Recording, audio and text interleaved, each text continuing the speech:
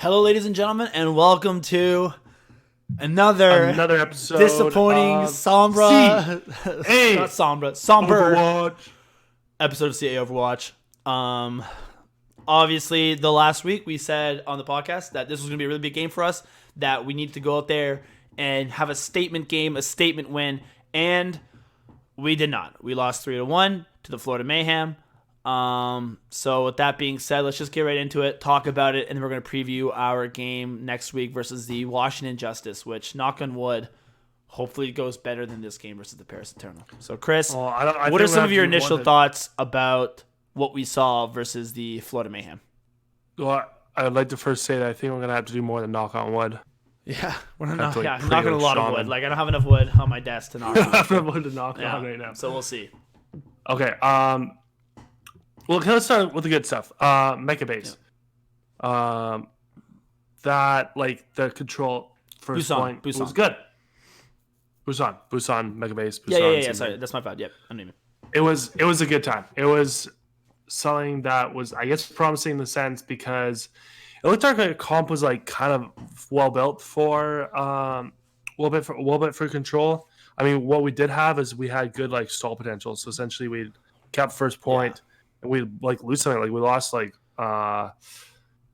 lost Beast a couple of times, and we ended up being able to stall it to a point until Beast came back and just like continued playing. That was really good. But that only really worked for control. Yeah, I was gonna say there's a couple times where like, I thought the fight was over, but because we could keep like pinballing the point, where it's like, oh, we lose Beast we lose Beast and like Nevix is demacked or something like that, right? We'd lose Beast and Logix.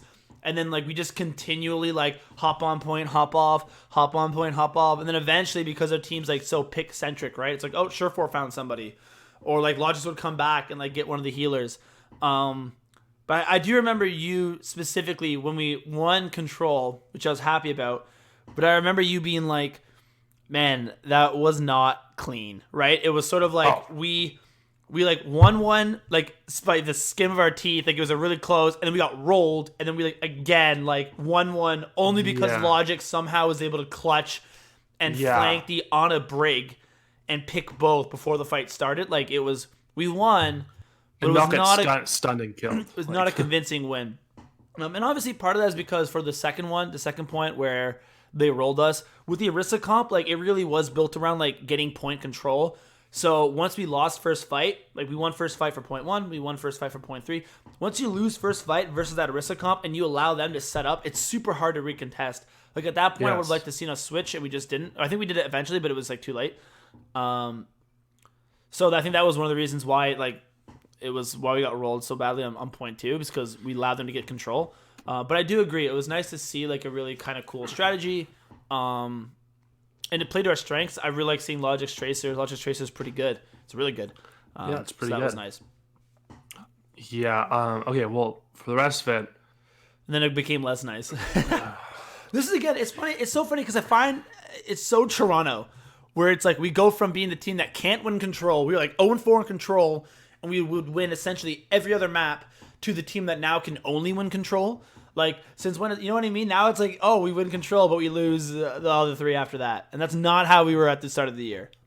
See, that's the thing. Like, the reason why we lost this game, and I think the game before, was, like, literally just, like, lack of coordination and communication.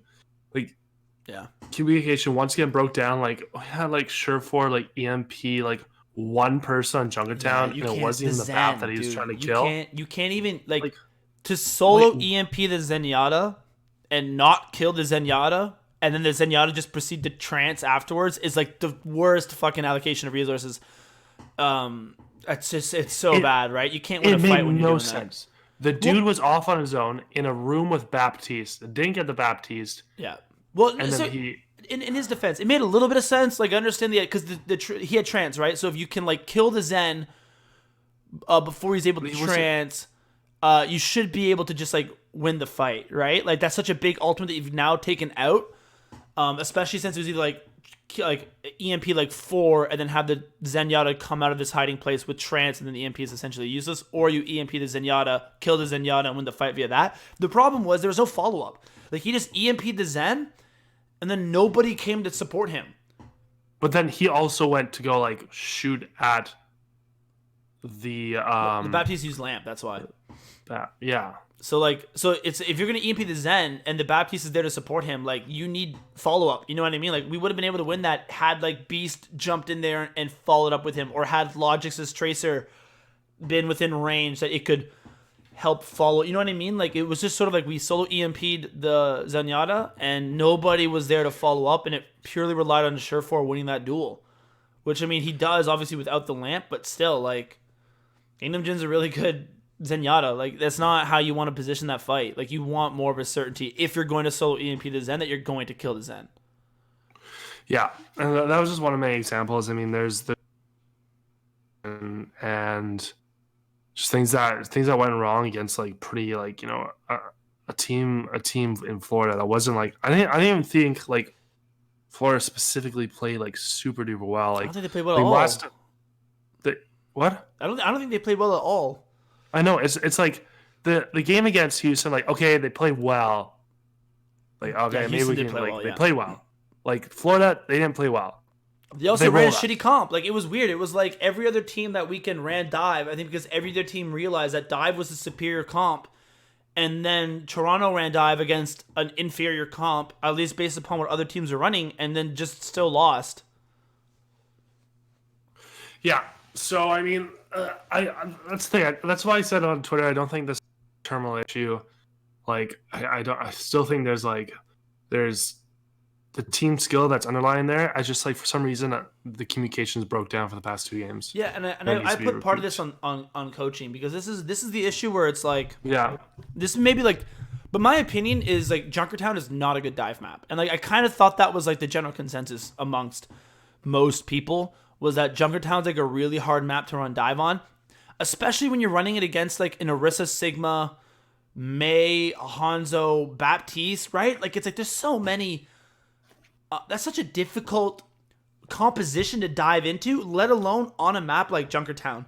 And the fact that like I just saw Toronto consistently do it over and over again, and just like I don't want to say fail at it, but it clearly wasn't garnering the success that they wanted to, and not switch off like disappointing. They didn't like, even try Sigma Orisa the whole game, man. Yeah, and they didn't even try. So I'll give them. There's one because I'm also like you have Surefour and Logix. Like why not run a double sniper composition? Like you could run a Soldier Hanzo on Junkertown. You know what I mean? Like Surefour and Logix can run that. That's something you can do. You could even run May. Surefour can play the May. You can run May Hanzo. And Nevix is supposed to be a really good Sigma. So the only reason maybe we don't run it is there's 2 things. One, I don't know how good of an Orisa Beast is. It's very possible that Beast just can't run Orisa, right? Well, that's the thing. I said, weren't we talking to Brian? He said that like isn't that good of Orisa. Like I remember we were talking about it. I don't think we were talking. No, Baroy said that when they were running the double composition, they weren't very good because Nevix was on the Orisa, right? Which just obviously Nevix isn't a top tier Orisa in the league. Like no one would think that, but he definitely can play Sigma. And I do know when we talked to Jay had mentioned that Beast was really good on the monkey ball and his run heart was good. I haven't heard anyone say he's a bad Orisa, but it obviously like given the lack of that people have talked about it and our sort of lack of willingness to run it, it like lends itself to that position where maybe that's just not something he's very comfortable on. On top of that, you also would then have to play Kariv on the Baptiste, and we know that's not something he's comfortable on, right? I saw him run the Baptiste on I think it was Nepal Sanctum, right? That 0.1 versus Houston, and he like fed twice in like back-to-back fights, and then immediately swapped to Ana. So maybe it was one of those where like not only can Beast not really play the Orisa, but on top of that, Kariv isn't really a good Baptiste. Yeah. But the thing is that now, what is that? How far does that come down to? Like they only scrim twice a day, right? Like there's maybe 3 times a day who have like more times to practice like different various comps. Maybe they only have time to practice like a couple comps, and so they're just not confident in the ones that could have won it for us. But I don't want to harp on the 2 versus 3 scrim block too much because one, I'm a pretty big position of like player burnout being a real thing, and I do think with us taking that sort of position, that is something you would see pay dividends as the year progresses, right? Like only having 2 scrim blocks isn't going to look good where everyone's fresh and those 3 are very valuable. It's going to look a lot better when you're like 4 months in, people have spent like, and they've traveled like 5 different continents, and But your team's still fresh because you're not grinding as much. So I don't want to harp on that too much. Like, I don't think. Yeah, it's just a suggestion. Yeah, I don't think Kareem needs like 3 scrim blocks to become good at Baptiste. Like, I think that's something he can do on his own time and like grinding and practice it. And if he can't, then like that might be something we have to address, where we find a backup support who can. You know what I mean? Like, if Beast really can't play Orisa, like you might need to find a backup main tank who I don't want to say is an Orisa one trick, but essentially who's an Orisa one trick. You know what I mean? Who you can like sub in and have them. If that's something, I'm speculating. I don't know if he can or can't play the Orisa. I'm not saying he can't. Maybe he can, and we just didn't want to run it because we didn't practice it because we only had 4 days. Totally a possibility. I'm just trying to think of a reason why we didn't run that like Orisa Simo composition, especially on Junkertown, where I definitely agree the dive was better than it, but I think Junkertown might have been the one map that we could have made it work. Another thing that bothers me about this composition and moving on to the other map, Blizzard World, it seems like agility sometimes is like too quick to swap. We saw this earlier in the year with his like Genji Doomfist. He would consistently go back and forth, Genji Doom. And when we were running that Pharah, and he was doing 48% of our team's damage, and I understand that they swapped to Ashe, and Ashe obviously counters Pharah, but at the same time, like Pharah kind of counters Ashe if you can like play her on sightlines. And I know Blizzard World isn't the best for having like a lot of high ground Pharah can play around, but like the fact that you were doing so much work and so much damage with that Pharah, that to the point where you had 48% of your team's damage, and then you only die once because of a bomb, because of a diva bomb. You know, it's not like the Ashe picked them out of the sky in like back-to-back scenarios, and you're like, okay, this isn't working. Like, it was sort of an unlucky scenario where they threw a bomb up and you went to hide and you got walled off. I would have liked to have seen, and he immediately switches to Doomfist, and then essentially proceeds to get no value. Right? It went from like you were getting 48% of your team's damage to all of a sudden I'm playing Doom and I'm getting no value. So I would have liked to have seen him maybe run the Pharah back at least once more. I understand with ult economy, it's if you're gonna switch, it's better to switch earlier than later. But I thought that the Pharah was working so well, like I didn't want to see him switch off it so quickly. It doesn't even matter because like realistically, Doom's ult isn't like that important. It is important because it allows you to be really aggressive on Doom and like potentially get an extra pick because you do have that free escape. Like Doom's ult is important because it enables his like 1 kill potential as opposed like actually getting the kill on like Pharah. You know what I mean? But I know what you mean. No, I would definitely rather a barrage. Yeah. I mean, on the scale of ults though, like compared to most other ults, it's like not as good. Yeah, it's not a fight winning ult like Blizzard, for instance. I know what you mean. Yeah. Yeah. So that was another thing that bothered me. And I remember Blizzard World being super winnable.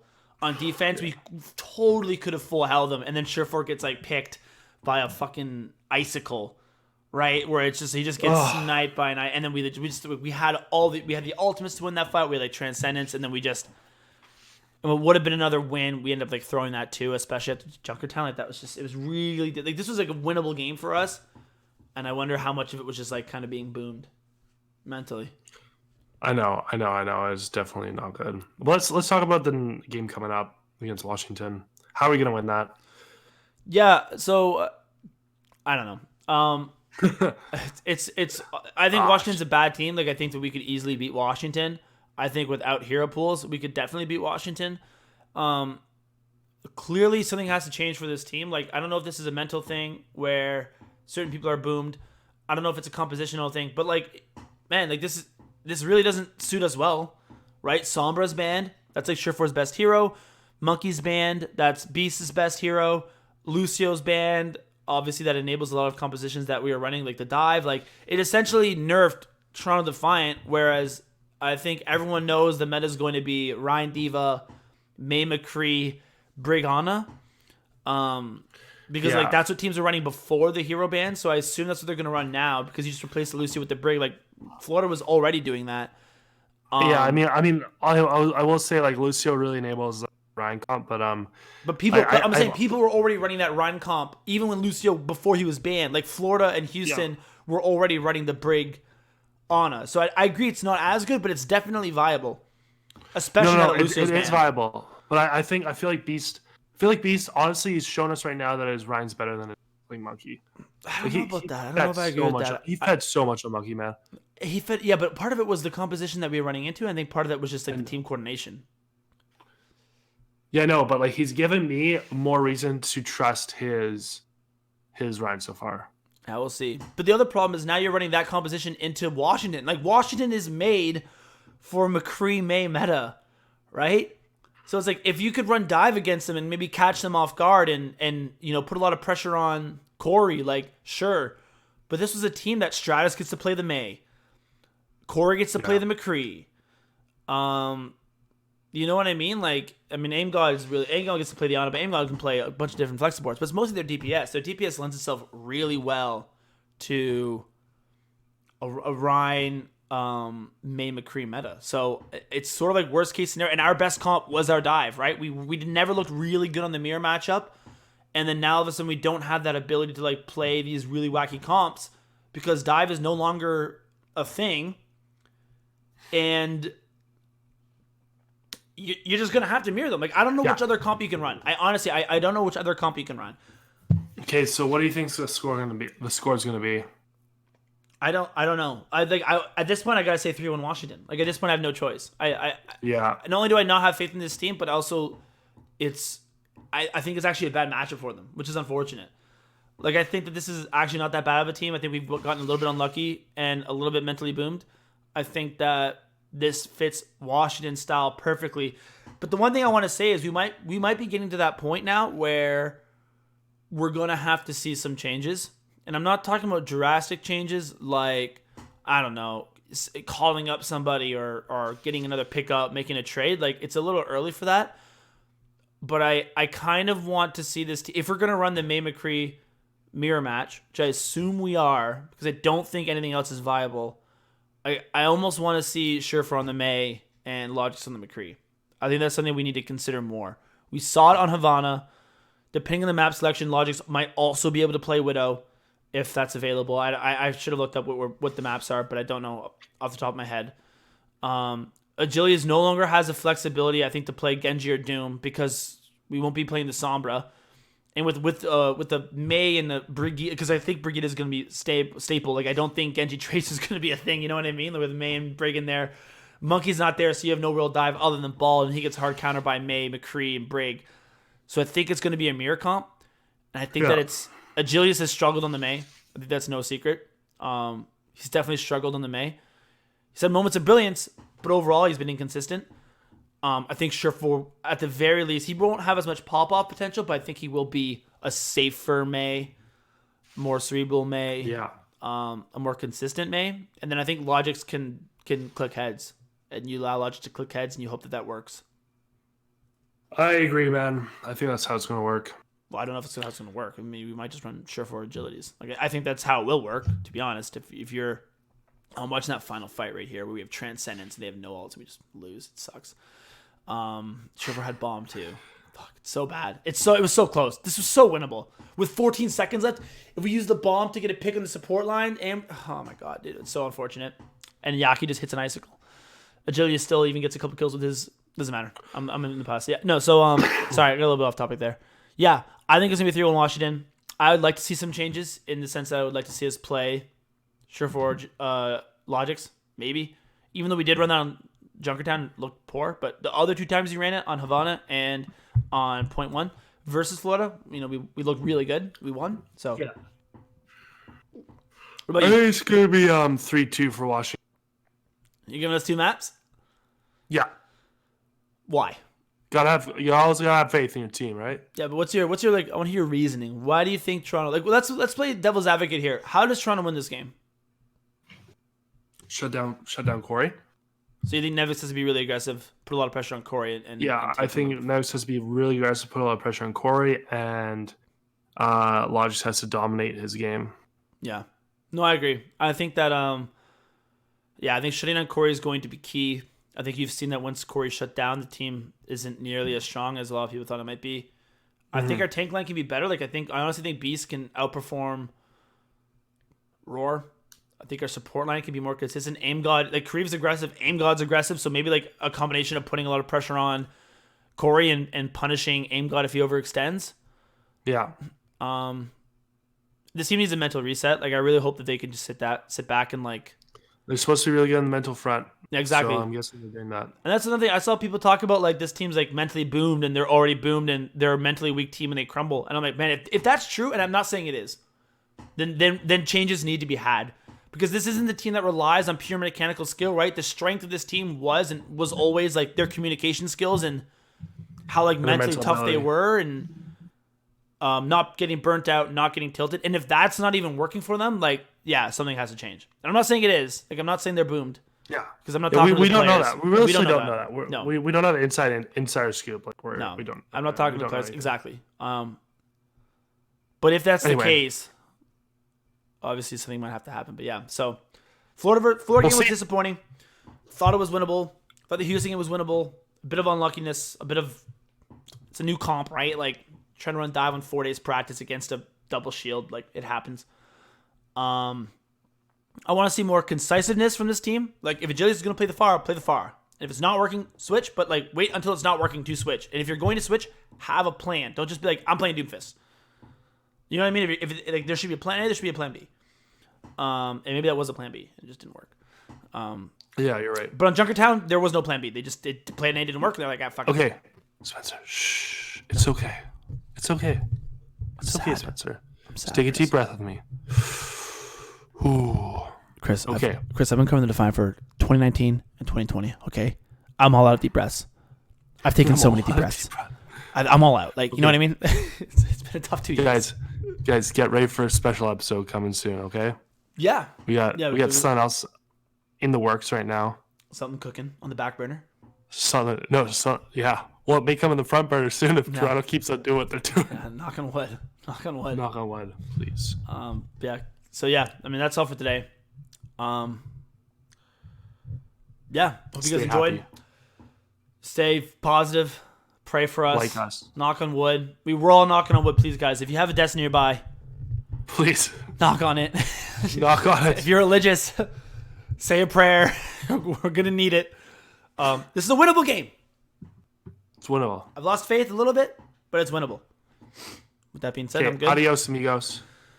Take it easy and enjoy. Thank you for watching. As always, like, subscribe, follow us on Twitter, maybe Instagram too, and enjoy.